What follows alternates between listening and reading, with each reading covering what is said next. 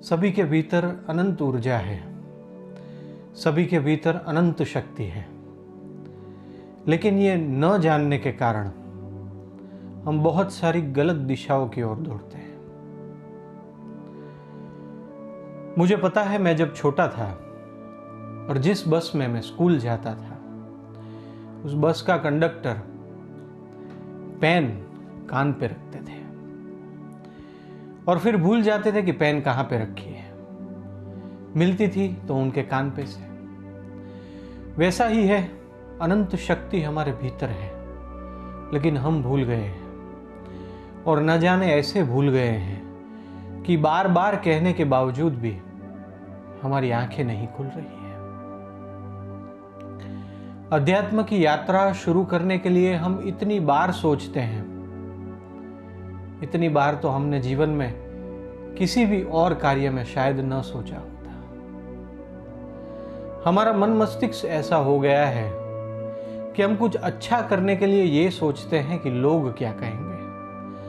हम कुछ अच्छा करने के लिए ये सोचते हैं कि इसके परिणाम क्या होंगे।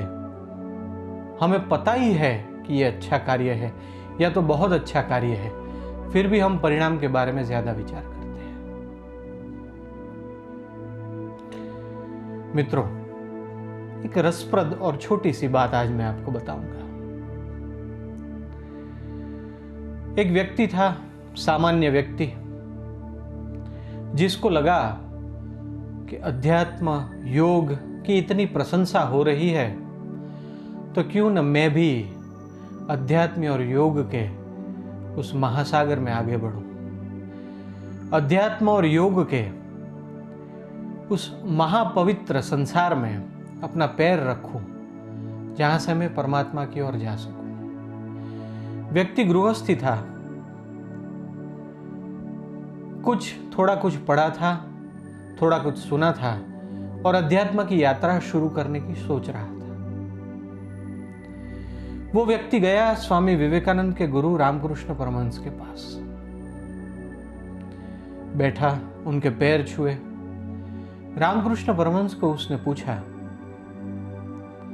हे मान्यवर, हे आदरणीय संत, हे पूजनीय संत,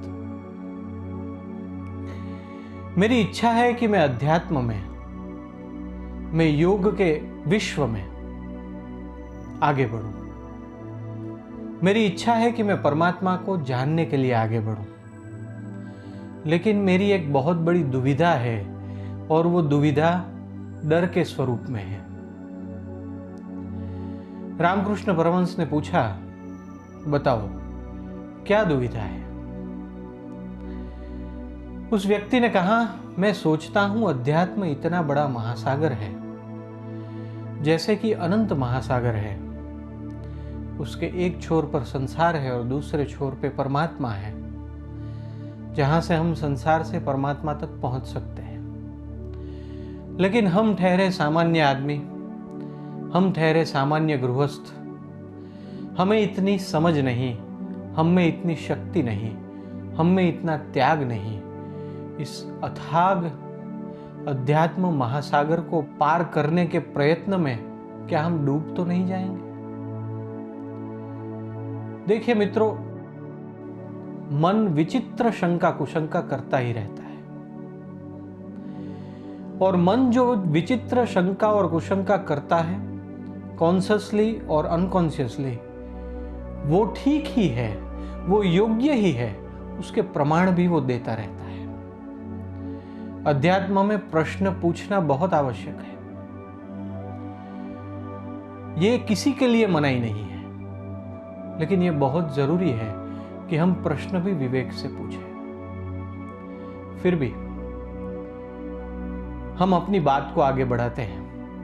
प्रश्न पूछने के ढंग के बारे में हम और कभी बात करेंगे, जो भी जीवन की यात्रा में बहुत आवश्यक है। मित्रों, रामकृष्ण परमहंस हंसने लगे और कहा कि हे व्यक्ति, तुम अध्यात्म में आगे बढ़ना चाहते हो, लेकिन तुम उस पक्षी जितने मूर्ख हो। उस व्यक्ति ने पूछा, कौन सा पक्षी? रामकृष्ण परमहंस ने कहा, एक पक्षी था, बहुत दिनों से प्यासा था, उसको बहुत प्यास लगी थी। वो अमृत के महासागर के किनारे पे जाके खड़ा हुआ। अमृत का महासागर विराट और अनंत था। उसको बहुत प्यास लगी थी, लेकिन वो किनारे पर ही सोचता हुआ खड़ा रहा। उस व्यक्ति ने पूछा कि हे गुरुवर, वो क्या सोचता हुआ खड़ा रहा? रामकृष्ण परमहंस ने कहा, वो तुम्हारी जैसा ही सोच रहा था कि इतने अनंत महासागर में मैं थोड़ा भी अगर आगे बढ़ा, किनारे में से एक पैर भी अगर आगे बढ़ाया पानी पीने के लिए अमृत महासागर में, तो अगर मैं डूब गया तो, क्योंकि यह महासागर तो अथाह अनंत है, मुझसे करोड़ों गनी ज्यादा बड़ी चीजों को भी डुबा सकता है, तो मैं तो एक छोटा सा पक्षी। रामकृष्ण परमहंस ने कहा, हे व्यक्ति, तुम उतने ही मूर्ख हो जितना वो पक्षी मूर्ख है। उस व्यक्ति ने कहा, गुरुवर, मुझे समझ में नहीं आया, इसमें मूर्खता की कौन सी बात है?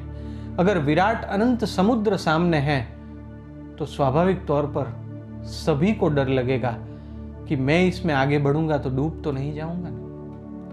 रामकृष्ण परमहंस फिर हंसे। मित्रों, ये मेरे और आपके लिए, सबके लिए है। रामकृष्ण परमहंस ने कहा, पक्षी को पता है कि वो अमृत का महासागर है।